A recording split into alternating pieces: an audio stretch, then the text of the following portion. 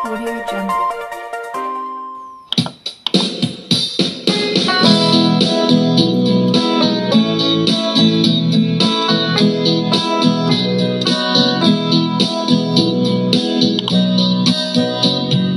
Nama Yesus yang terindah di atas segalanya. Nama Tuhan Yesus Kristus yang terindah di dunia. Indahlah namanya, Juru Selamat dunia. Indahlah namanya, ku nyanyikan selamanya.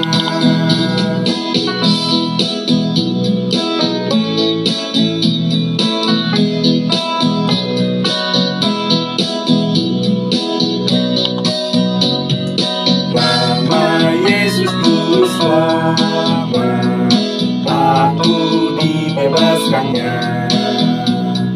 Segala belenggu setan pasti diremukannya. Indahlah namanya, Juru Selamat dunia. Indahlah namanya, ku nyanyikan selamanya.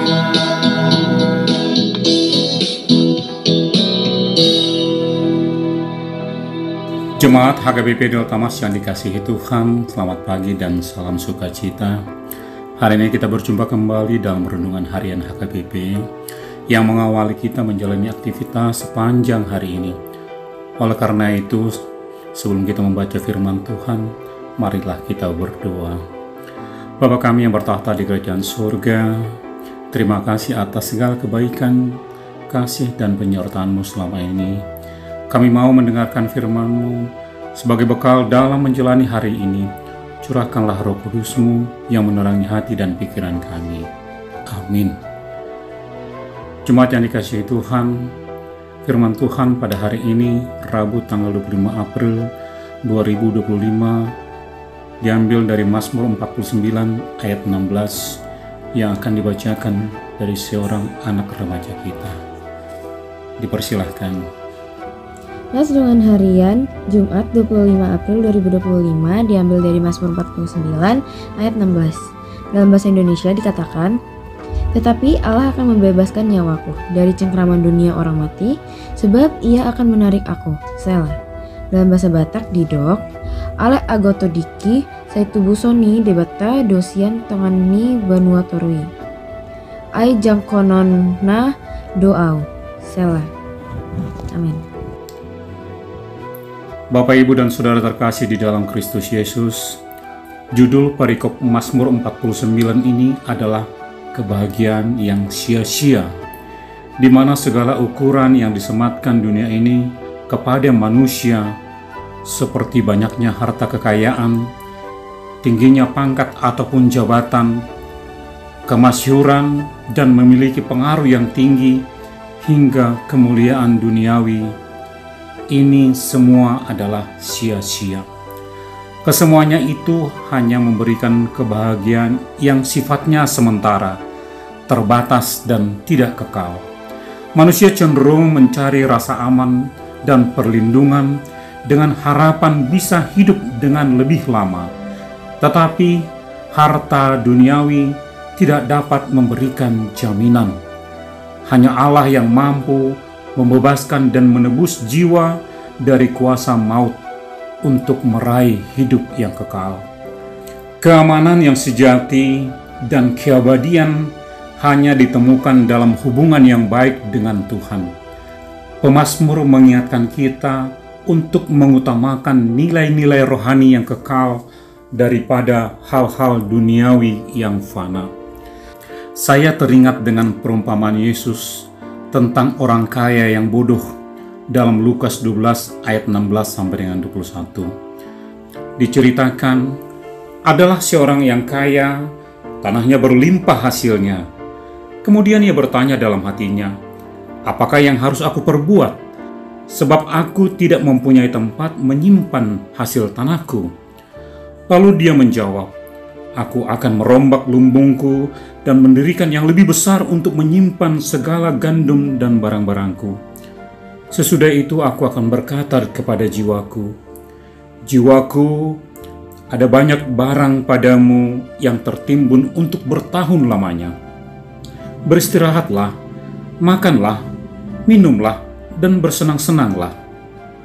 Tetapi kemudian Allah berfirman, 'Hai engkau orang bodoh, pada malam ini juga jiwamu akan diambil daripadamu, dan apa yang telah kau sediakan, untuk siapakah itu nanti?' Demikianlah jadinya dengan orang yang mengumpulkan harta bagi dirinya sendiri, jikalau ia tidak kaya di hadapan Allah." Bapak, Ibu, dan Saudara terkasih di dalam Kristus Yesus, dengan membaca perikop ini, kita diperkenalkan dengan hikmat Allah. Hikmat Allah berbeda dengan hikmat dunia ini, dan hikmat Allah diwujudkan dalam diri Yesus Kristus, sehingga Yesus sendiri dianggap sebagai hikmat Allah bagi manusia. Dengan demikian, orang yang memiliki Yesus, yaitu hikmat Allah, akan hidup sesuai dengan firman Tuhan.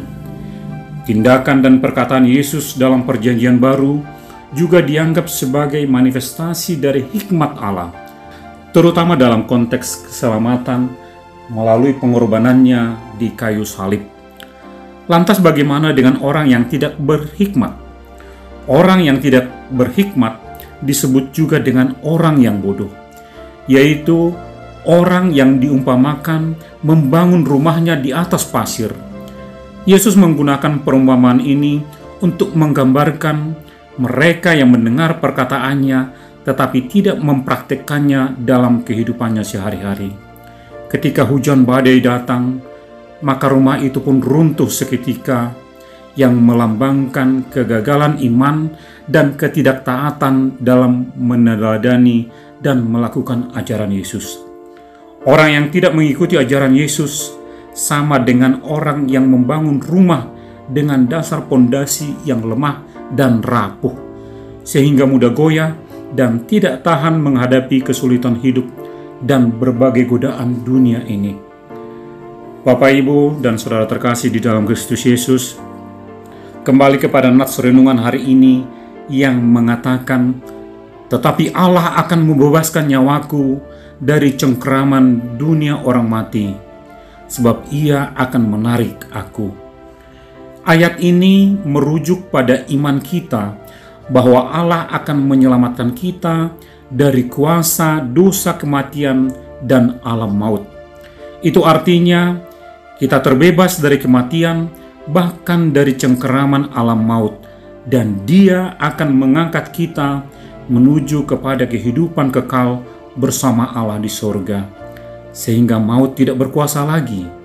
Firman Tuhan dalam 1 Korintus 15 ayat 55-57 mengatakan, "Hai maut, di manakah kemenanganmu?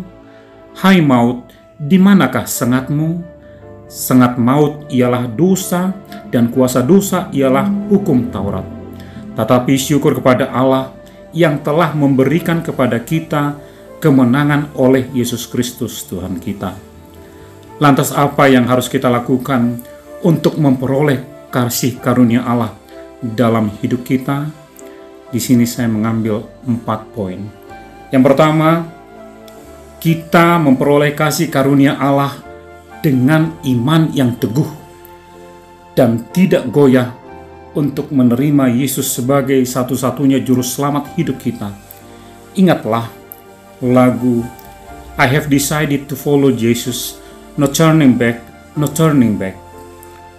Poin yang kedua, lakukanlah segala perbuatan baik dan jangan ada orang yang memegahkan diri, karena kasih karunia adalah pemberian Allah.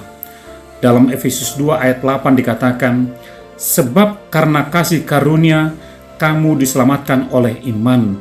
Itu bukan hasil usahamu, tetapi pemberian Allah."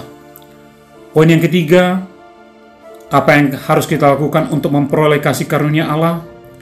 Yaitu berdirilah teguh dan selalu giat dalam pekerjaan Tuhan, sebagaimana dikatakan dalam 1 Korintus 15 ayat 58. Karena itu, saudara-saudaraku yang kekasih, berdirilah teguh, jangan goyah, dan giatlah selalu dalam pekerjaan Tuhan. Sebab kamu tahu bahwa dalam persekutuan dengan Tuhan, jerih payahmu tidak sia-sia. Dan poin yang keempat adalah dalam mengikut Yesus, kita tidak boleh berkompromi dengan dunia ini dengan segala cara dan ajarannya yang tentu sangat berbeda dengan ajaran Kristus.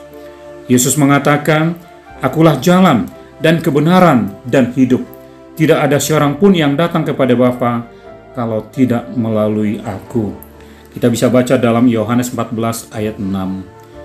Biarlah melalui firman Tuhan di pagi hari ini semakin menguatkan hati dan pikiran kita, serta semakin memantapkan pilihan kita bahwa sesungguhnya kita sudah berada di jalan yang benar sebagai pengikut Kristus yang sejati. Marsangap ma debatata. Amin. Mari kita bersatu di dalam doa.